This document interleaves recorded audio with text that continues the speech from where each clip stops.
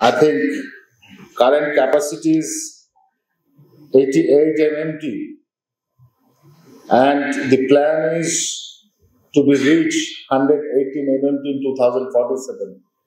So in अमृत काल vision में हम लोगों का जो लक्ष्य है वो है 118 million metric ton,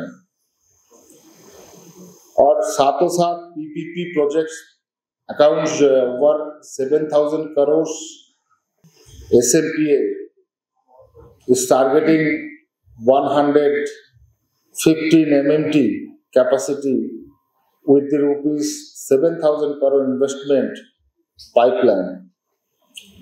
Shama Prasad Mukherjee Authority has a net deficit of rupees 70.24 crores in the year 2013-14, which is changed to a surplus of rupees 501 crores in the year of 2020-24.